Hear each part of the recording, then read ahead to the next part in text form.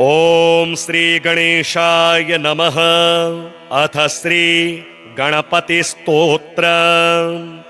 जेतुं यस्त्रिपुरं हरेण हरिणा व्याजाद् बलिं बधनता स्रष्टुं वारि भवोद्भवेन भुवनं शेषेण धरतुं धरां पार्वत्या महिषासुरप्रमथने सिद्धाधिपः सिद्धये ध्यातः पंचशरेण विश्वजितये पायात् सनागाननः विघ्नध्वान्त निवारणैकतरणिर्विघ्नाटवी हव्यवाट् विघ्न व्याकुलाभिमान गरुडो विघ्ने भवञ्चाननः विघ्नोत्तुङ्गगिरिप्रभेदन पविर् विघ्नाम्बुधेर्वाडवो विघ्नाधोगघनन् प्रचण्ड पवनो विघ्नेश्वरः पातु नः।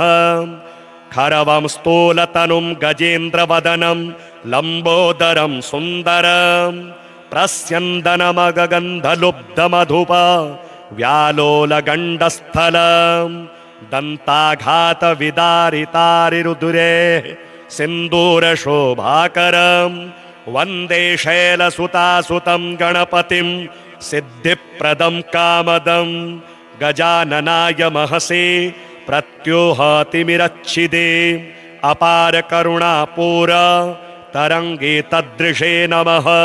अगजानन पदमार्कं गजानन महर्निशम् अनेकदन्तं भक्तानाम् एकदन्तमुपास्महे श्वेतांगं श्वेतवस्त्रं सितकुसुमगणे पूजितं श्वेतगन्धे क्षीराब्धौ रत्नदीपैः सुरनरतिलकं रत्नसिंहासनस्थं दोर्भिः पाशाङ्कुशाब्जा भयवरमनसं चन्द्रमौलिं त्रिनेत्रं ध्यायेच्छान्त्यर्थमीशं गणपतिममलं श्रीसमेतं प्रसन्नम् आवाहयेतं गणराजदेवं रक्तोत्पलाभासमशेषवन्द्यं विघ्नान्तकं विघ्नहरं गणेशं भजामि रौद्रं सहितं च सिद्धया यं ब्रह्मवेदान्तविदो वदन्ति परं प्रधानं पुरुषं तथान्ये विश्वोद्गतिः कारणमीश्वरं वा तस्मै नमो विघ्न विनाशनाय विघ्नेश वीर्याणि विचित्रकाणि वन्दे जनैर्मागधकः स्मृतानि श्रुत्वा समुत्तिष्ठ गजानन त्वं ब्राह्मे जगन्मङ्गलकं कुरुस्व गणेश हेरम्ब गजाननेति महोदर स्वानुभव प्रकाशिन् वरिष्ठ सिद्धिप्रिय बुद्धिनाथ वदन्त एवं त्यजत प्रभीति अनेक विघ्नान्तक वक्रतुण्ड स्वंसंज्ञवांशिञ्च चतुर्भुजेति कवेश देवान्तकनाशकारिन् वदन्त एवं त्यजत प्रभीति अनंत चिद्रोपमयं गणेशं यवेद भेदादिविहीनमाद्यं हृदि प्रकाशस्य धरं स्वधिस्थं तमेकदन्तं शरणं व्रजामः विश्वादिभूतं हृदि योगिनां वै प्रत्यक्षरूपेण विभान्तमेकं सदा निरालम्ब समाधिगम्यं तमेकदन्तं शरणं व्रजामः यदीयवीर्येण समर्थभूता मायातया संरचितं च विश्वं नागात्मकं ह्यात्मतया प्रतीतं तमेकदन्तं शरणं व्रजामः सर्वान्तरे संस्थितमेकमूढं यदाज्ञया सर्वमिदं विभाति अनन्तरूपं हृदि बोधकं वै तमेकदन्तं शरणं व्रजामः यमयोगिनो योगबलेन साध्यं कुर्वन्ति तं कः स्वयनेन नौतिः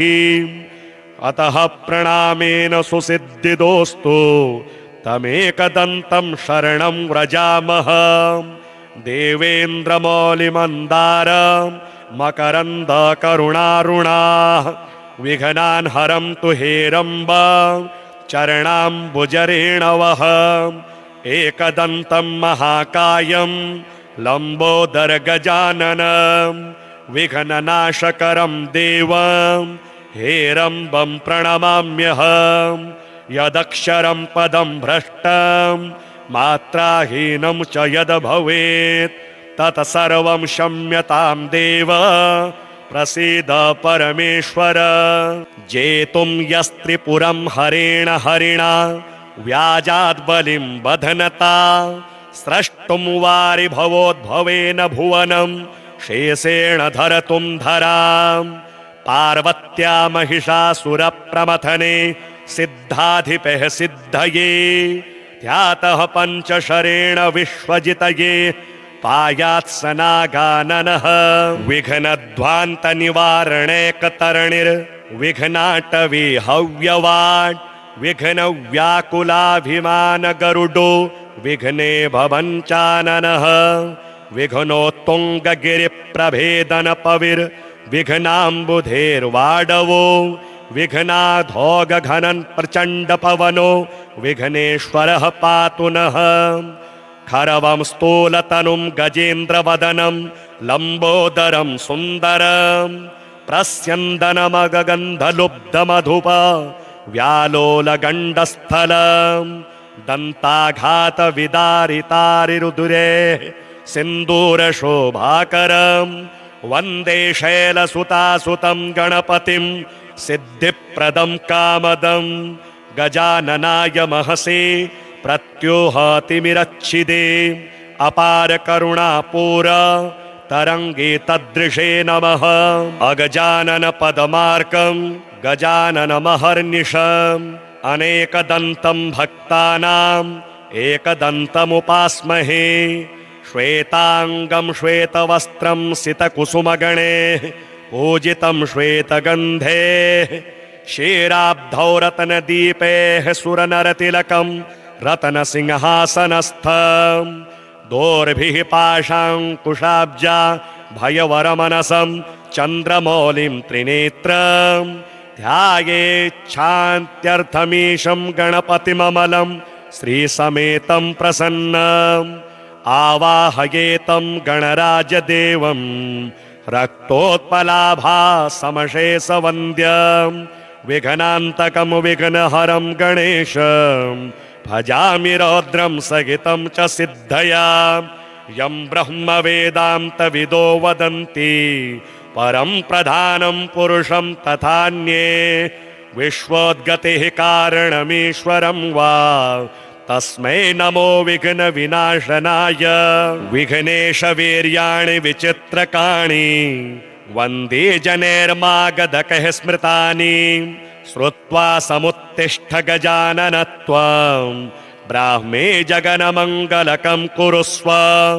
गणेश हेरम्ब गजाननेति महोदर स्वानुभव प्रकाशिन् वरिष्ठ सिद्धिप्रिय बुद्धिनाथ वदन्त एवं त्यजत प्रभीति। अनेक विघ्नान्तक वक्रतुण्ड स्वंसंज्ञवांशिञ्च चतुर्भुजेति कवेश देवान्तकनाशकारिन् वदन्त एवं त्यजत प्रभीति। अनंत चिद्रोपमयं गणेशं यवेद भेदादिविहीनमाद्यं हृदि प्रकाशस्य धरं स्वधिस्थं तमेकदन्तं शरणं व्रजामः। विश्वादिभूतं हृदि योगिनां वै प्रत्यक्षरूपेण विभान्तमेकं सदा निरालम्ब समाधिगम्यं तमेकदन्तं शरणं व्रजामः। यदीयवीर्येण समर्थभूता मायातया संरचितं च विश्वं नागात्मकं ह्यात्मतया प्रतीतं तमेकदन्तं शरणं व्रजामः। सर्वान्तरे संस्थितमेकमूढं यदाज्ञया सर्वमिदं विभाति अनन्तरूपं हृदि बोधकं वै तमेकदन्तं शरणं व्रजामः। यमयोगिनो योगबलेन साध्यं कुर्वन्ति तं कः स्वयनेन नौतिः। अतः प्रणामेन सुसिद्धिदोस्तु तमेकदन्तं शरणं व्रजामः। देवेन्द्रमौलिमन्दार मकरन्दकरुणारुणाः विघ्नान् हरन्तु हेरम्ब चरणाम्बुजरेणवः। एकदन्तं महाकायं लम्बोदरगजाननं विघ्ननाशकरं देवं हेरम्बं प्रणमाम्यहम्। यदक्षरं पदं भ्रष्टं मात्राहीनं च यद् भवेत् तत्सर्वं क्षम्यतां देव प्रसीद परमेश्वर। जेतुं यस्त्रिपुरं हरेण हरिणा व्याजाद् बलिं बध्नता स्रष्टुं वारि भवोद्भवेन भुवनं शेषेण धरतुं धरां। पार्वत्या महिषासुरप्रमथने सिद्धाधिपः सिद्धये ध्यातः पंचशरेण विश्वजितये पायात् सनागाननः। विघ्नध्वान्त निवारणैकतरणिर्विघ्नाटवी हव्यवाट् विघ्न व्याकुलाभिमान गरुडो विघ्ने भवञ्चाननः। विघ्नोत्तुङ्गगिरिप्रभेदन पविर् विघ्नाम्बुधेर्वाडवो विघ्नाधोगघनन् प्रचण्ड पवनो विघ्नेश्वरः पातु नः।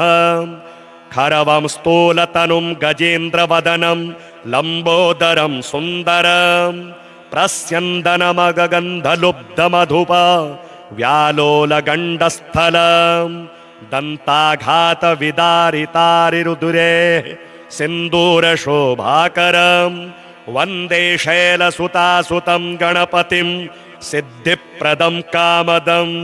गजाननाय महसे प्रत्योहतिमिरच्छिदे अपार करुणापूर तरंगे तदृशे नमः। अगजानन पदमार्कं गजानन महर्निशम् अनेकदन्तं भक्तानाम् एकदन्तमुपास्महे। श्वेतांगं श्वेतवस्त्रं सितकुसुमगणे पूजितं श्वेतगन्धे क्षीराब्धौ रत्नदीपैः सुरनरतिलकं रत्नसिंहासनस्थं। दोर्भिः पाशाङ्कुशाब्जा भयवरमनसं चन्द्रमौलिं त्रिनेत्रं ध्यायेच्छान्त्यर्थमीशं गणपतिममलं श्रीसमेतं प्रसन्नम्। आवाहयेतं गणराजदेवं रक्तोत्पलाभासमशेषवन्द्यं। विघ्नान्तकं विघ्नहरं गणेशं भजामि रौद्रं सहितं च सिद्धया। यं ब्रह्मवेदान्तविदो वदन्ति परं प्रधानं पुरुषं तथान्ये विश्वोद्गतिः कारणमीश्वरं वा तस्मै नमो विघ्न विनाशनाय। विघ्नेश वीर्याणि विचित्रकाणि वन्दे जनैर्मागधकैः स्मृतानि। श्रुत्वा समुत्तिष्ठ गजानन त्वं ब्राह्मे जगन्मङ्गलकं कुरुस्व। गणेश हेरम्ब गजाननेति महोदर स्वानुभव प्रकाशिन् वरिष्ठ सिद्धिप्रिय बुद्धिनाथ वदन्त एवं त्यजत प्रभीति। अनेक विघ्नान्तक वक्रतुण्ड स्वंसंज्ञवांशिञ्च चतुर्भुजेति कवेश देवान्तकनाशकारिन् वदन्त एवं त्यजत प्रभीति। अनंत चिद्रोपमयं गणेशं यवेद भेदादिविहीनमाद्यं हृदि प्रकाशस्य धरं स्वधिस्थं तमेकदन्तं शरणं व्रजामः। विश्वादिभूतं हृदि योगिनां वै प्रत्यक्षरूपेण विभान्तमेकं सदा निरालम्ब समाधिगम्यं तमेकदन्तं शरणं व्रजामः। यदीयवीर्येण समर्थभूता मायातया संरचितं च विश्वं नागात्मकं ह्यात्मतया प्रतीतं तमेकदन्तं शरणं व्रजामः। सर्वान्तरे संस्थितमेकमूढं यदाज्ञया सर्वमिदं विभाति अनन्तरूपं हृदि बोधकं वै तमेकदन्तं शरणं व्रजामः। यमयोगिनो योगबलेन साध्यं कुर्वन्ति तं कः स्वयनेन नौतिः। अतः प्रणामेन सुसिद्धिदोस्तु तमेकदन्तं शरणं व्रजामः। देवेन्द्रमौलिमन्दार मकरन्दकरुणारुणाः विघ्नान् हरन्तु हेरम्ब चरणाम्बुजरेणवः। एकदन्तं महाकायं लम्बोदरगजाननं विघ्ननाशकरं देवं हेरम्बं प्रणमाम्यहम्। यदक्षरं पदं भ्रष्टं मात्राहीनं च यद् भवेत् तत्सर्वं क्षम्यतां देव प्रसीद परमेश्वर। जेतुं यस्त्रिपुरं हरेण हरिणा व्याजाद् बलिं बध्नता स्रष्टुं वारि भवोद्भवेन भुवनं शेषेण धरतुं धरां। पार्वत्या महिषासुरप्रमथने सिद्धाधिपः सिद्धये ध्यातः पञ्चशरेण विश्वजितये पायात् सनागाननः। विघ्नध्वान्तनिवारणैकतरणिर्विघ्नाटवी हव्यवाट् विघ्नव्याकुलाभिमान गरुडो विघ्ने भवञ्चाननः। विघ्नोत्तुङ्गगिरिप्रभेदनपविर् विघ्नाम्बुधेर्वाडवो विघ्नाधोगघनन् प्रचण्डपवनो विघ्नेश्वरः पातु नः। खरवं स्थूलतनुं गजेन्द्रवदनं लम्बोदरं सुन्दरं प्रस्यन्दनमगन्धलुब्धमधुप व्यालोलगण्डस्थलं दन्ताघातविदारितारिरुदुरे सिन्दूरशोभाकरं वन्दे शैलसुतासुतं गणपतिं सिद्धिप्रदं कामदं। गजाननाय महसे प्रत्योहतिमिरच्छिदे अपार करुणापूर तरंगे तदृशे नमः। अगजानन पदमार्कं गजानन महर्निशम् अनेकदन्तं भक्तानाम् एकदन्तमुपास्महे। श्वेतांगं श्वेतवस्त्रं सितकुसुमगणे पूजितं श्वेतगन्धे क्षीराब्धौ रत्नदीपैः सुरनरतिलकं रत्नसिंहासनस्थं दोर्भिः पाशाङ्कुशाब्जा भयवरमनसं चन्द्रमौलिं त्रिनेत्रं ध्यायेच्छान्त्यर्थमीशं गणपतिममलं श्रीसमेतं प्रसन्नम्। आवाहयेतं गणराजदेवं रक्तोत्पलाभासमशेषवन्द्यं विघ्नान्तकं विघ्नहरं गणेशं भजामि रौद्रं सहितं च सिद्धया। यं ब्रह्मवेदान्तविदो वदन्ति परं प्रधानं पुरुषं तथान्ये विश्वोद्गतिः कारणमीश्वरं वा तस्मै नमो विघ्न विनाशनाय। विघ्नेश वीर्याणि विचित्रकाणि वन्दे जनैर्मागधकैः स्मृतानि। श्रुत्वा समुत्तिष्ठ गजानन त्वं ब्राह्मे जगन्मङ्गलकं कुरुस्व। गणेश हेरम्ब गजाननेति महोदर स्वानुभव प्रकाशिन् वरिष्ठ सिद्धिप्रिय बुद्धिनाथ वदन्त एवं त्यजत प्रभीति। अनेक विघ्नान्तक वक्रतुण्ड स्वंसंज्ञवांशिञ्च चतुर्भुजेति कवेश देवान्तकनाशकारिन् वदन्त एवं त्यजत प्रभीति। अनंत चिद्रोपमयं गणेशं यवेद भेदादिविहीनमाद्यं हृदि प्रकाशस्य धरं स्वधिस्थं तमेकदन्तं शरणं व्रजामः। विश्वादिभूतं हृदि योगिनां वै प्रत्यक्षरूपेण विभान्तमेकं सदा निरालम्ब समाधिगम्यं तमेकदन्तं शरणं व्रजामः। यदीयवीर्येण समर्थभूता मायातया संरचितं च विश्वं नागात्मकं ह्यात्मतया प्रतीतं तमेकदन्तं शरणं व्रजामः सर्वान्तरे संस्थितमेकमूढं यदाज्ञया सर्वमिदं विभाति अनन्तरूपं हृदि बोधकं वै तमेकदन्तं शरणं व्रजामः यमयोगिनो योगबलेन साध्यं कुर्वन्ति तं कः स्वयनेन नौतिः अतः प्रणामेन सुसिद्धिदोस्तु तमेकदन्तं शरणं व्रजामः देवेन्द्रमौलिमन्दार मकरन्दकरुणारुणा विघ्नान् हरन्तु हेरम्ब चरणाम्बुजरेणवः एकदन्तं महाकायं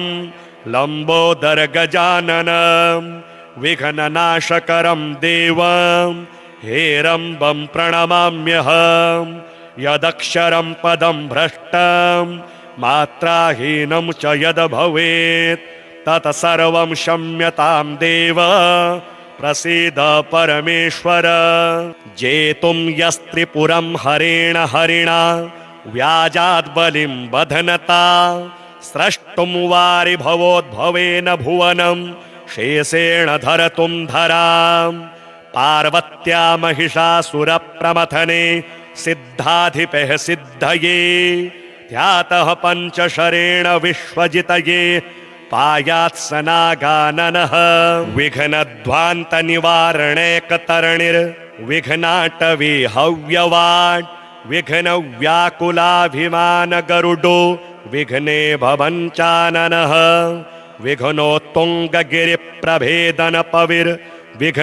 विघ्नोत्तुङ्गगिरिप्रभेदनपविर्विघ्नाम्बुधेर्वाडवो विघ्नाधोगघनन् प्रचण्डपवनो विघ्नेश्वरः पातु नः खरवं स्थूलतनुं गजेन्द्रवदनं लम्बोदरं सुन्दरं प्रस्यन्दनमगगन्धलुब्धमधुप व्यालोलगण्डस्थलं दन्ताघातविदारितारिरुदुरे सिन्दूरशोभाकरं वन्दे शैलसुतासुतं गणपतिं सिद्धिप्रदं कामदं गजाननाय महसे प्रत्युहतिमिरच्छिदे अपार करुणापूर तरंगे तदृशे नमः अगजानन पदमार्कं गजानन महर्निशम् अनेकदन्तं भक्तानाम् एकदन्तमुपास्महे श्वेतांगं श्वेतवस्त्रं सितकुसुमगणे पूजितं श्वेतगन्धे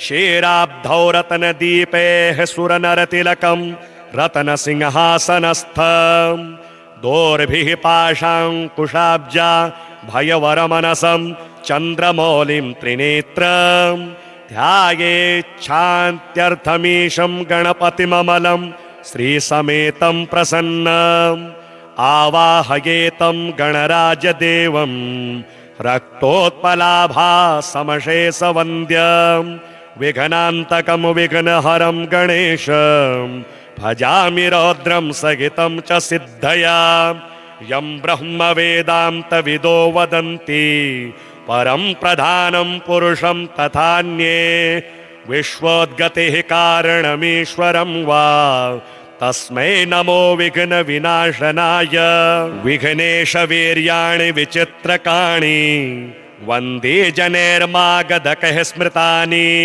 श्रुत्वा समुत्तिष्ठ गजानन त्वं ब्राह्मे जगन्मङ्गलकं कुरुस्व गणेश हेरम्ब गजाननेति महोदर स्वानुभव प्रकाशिन् वरिष्ठ सिद्धिप्रिय बुद्धिनाथ वदन्त एवं त्यजत प्रभीति अनेक विघ्नान्तक वक्रतुण्ड स्वंसंज्ञवांशिञ्च चतुर्भुजेति कवेश देवान्तकनाशकारिन् वदन्त एवं त्यजत प्रभीति अनंत चिद्रोपमयं गणेशं यवेद भेदादिविहीनमाद्यं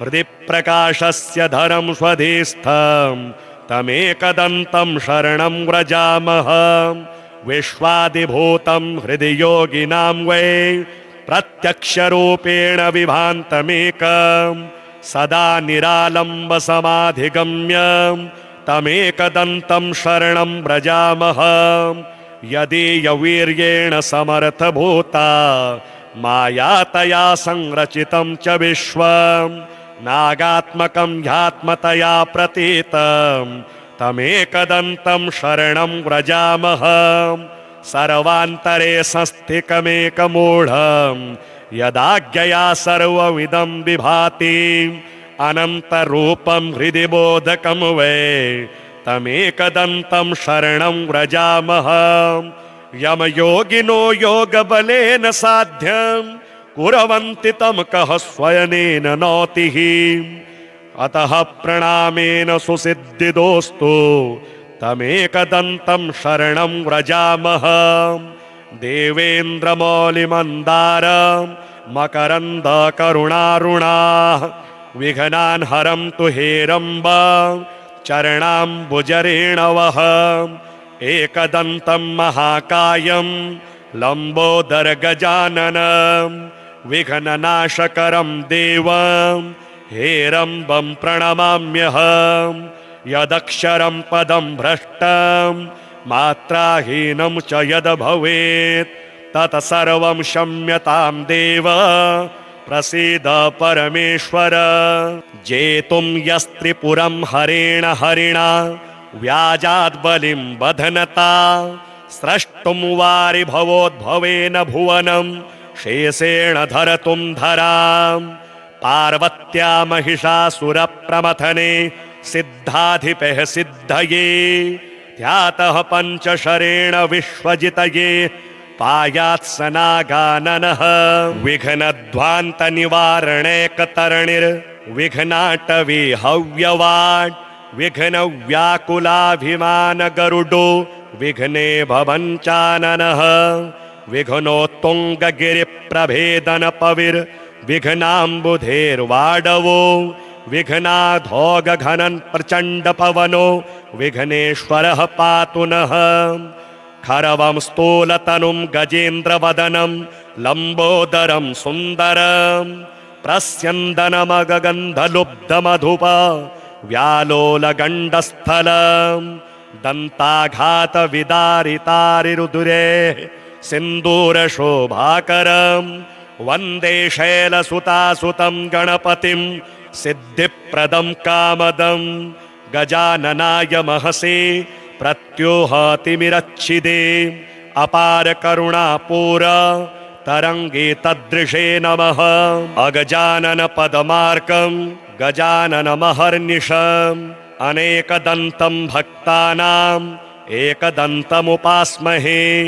श्वेतांगं श्वेतवस्त्रं सितकुसुमगणे पूजितं श्वेतगन्धे क्षीराब्धौ रत्नदीपैः सुरनरतिलकं रत्नसिंहासनस्थं दोर्भिः पाशाङ्कुशाब्जा भयवरमनसं चन्द्रमौलिं त्रिनेत्रं ध्यायेच्छान्त्यर्थमीशं गणपतिममलं श्रीसमेतं प्रसन्नम् आवाहयेतं गणराजदेवं रक्तोत्पलाभासमशेषवन्द्यं विघ्नान्तकं विघ्नहरं गणेशं भजामि रौद्रं सहितं च सिद्धया यं ब्रह्मवेदान्तविदो वदन्ति परं प्रधानं पुरुषं तथान्ये विश्वोद्गतिः कारणमीश्वरं वा तस्मै नमो विघ्न विनाशनाय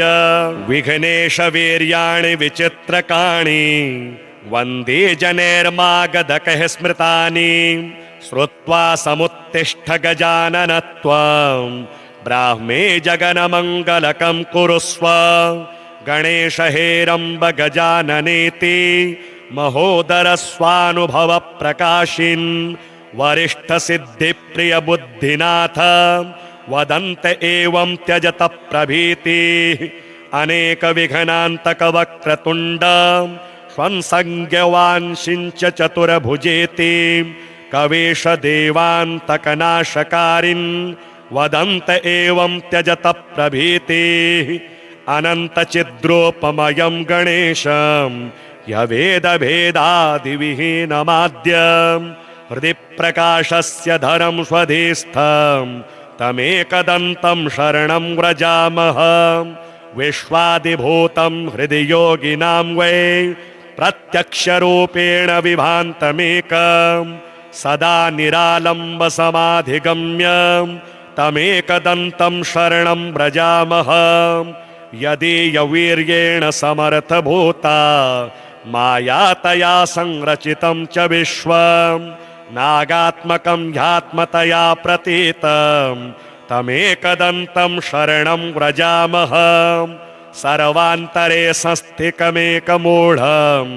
यदाज्ञया सर्वमिदं विभाति अनन्तरूपं हृदि बोधकं वै तमेकदन्तं शरणं व्रजामः यमयोगिनो योगबलेन साध्यं कुर्वन्ति तं कः स्वयनेन नौतिः अतः प्रणामेन सुसिद्धिदोस्तु तमेकदन्तं शरणं व्रजामः देवेन्द्रमौलिमन्दार मकरन्दकरुणारुणाः विघ्नान् हरन्तु हेरम्ब चरणाम्बुजरेणवः एकदन्तं महाकायं लम्बोदरगजाननं विघ्ननाशकरं देवं हेरम्बं प्रणमाम्यहं यदक्षरं पदं भ्रष्टं मात्राहीनं च यद् भवेत् तत्सर्वं क्षम्यतां देव प्रसीद परमेश्वर।